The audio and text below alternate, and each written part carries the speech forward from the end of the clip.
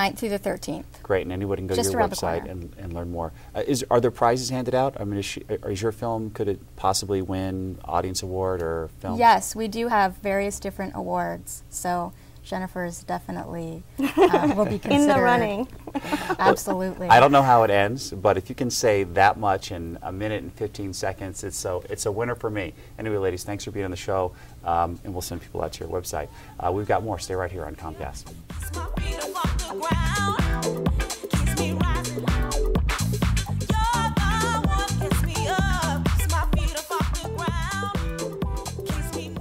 Joining us now is Stephen Seawer and Gibby Goodworth.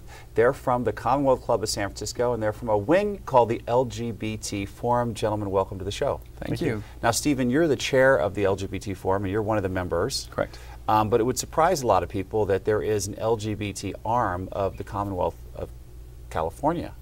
Yes. So tell me, just get me up to speed how it came about and Well, in the year 2000, Greg Dalton, who's one of the executives of the club, reached out to the LGBTQ community to form a forum to bring programming that's interesting to our community forward.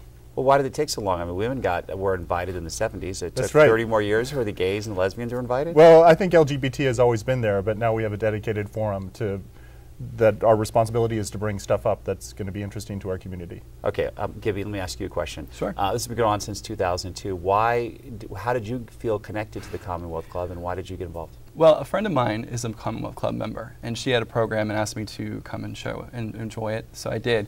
And I liked it a lot, and I thought, well, this is kind of interesting. People are learning things. It's a different forum for things. And she had introduced me to Stephen, who is the LGBT chair.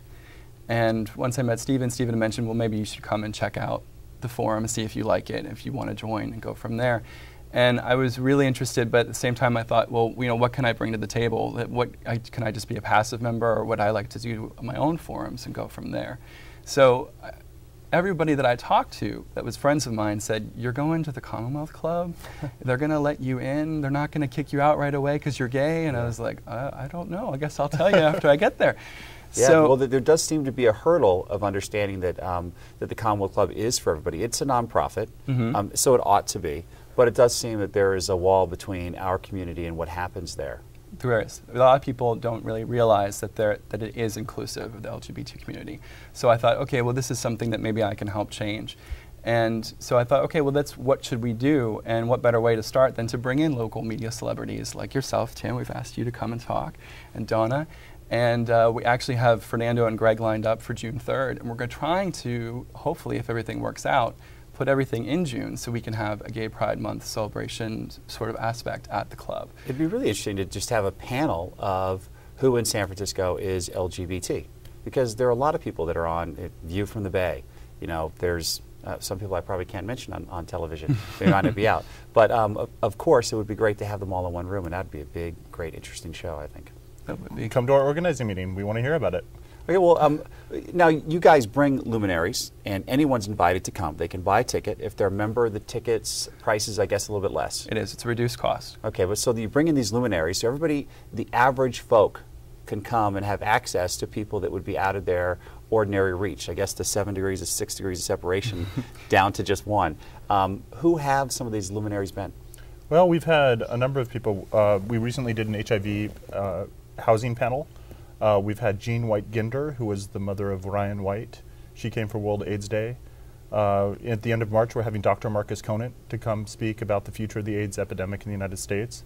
So some of our programming is weighty, and some of it, like Fernando and Greg, is fun and enjoyable. So there's something for everybody. Well, I want to come on when Perez Hilton's on, because he seems... That would be a great one. Because he is at really the cutting edge of what's happening in LGBT media, because he started the blog based on having fun, and he poked fun from kind of a gay man's perspective, but it does affect women, and it does affect the music industry, and this man is now said his website is worth $35 million because of his gay ideas. Now, there haven't been a lot of gay moguls really since David Geffen.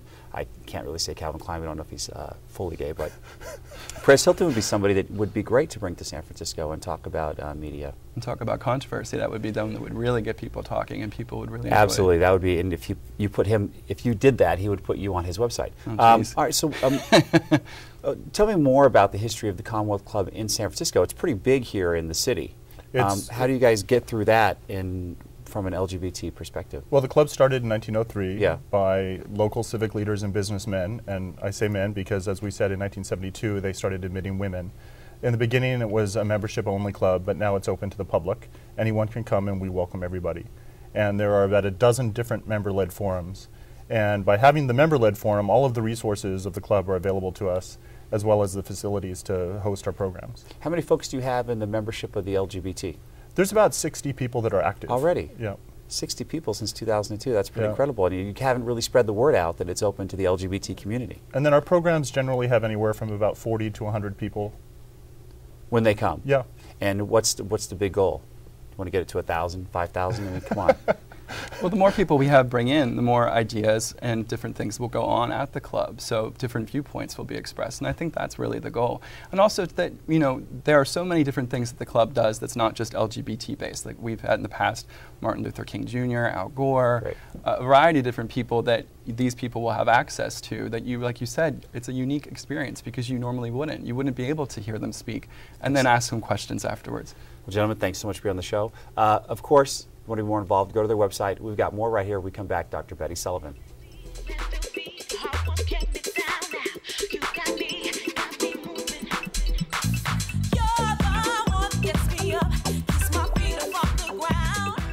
Okay, it's time for your favorite segment and mine, Dr. Betty Sullivan. Now, every week you're allowed to bring a guest, somebody you're bringing new to Outspoken, and this week you brought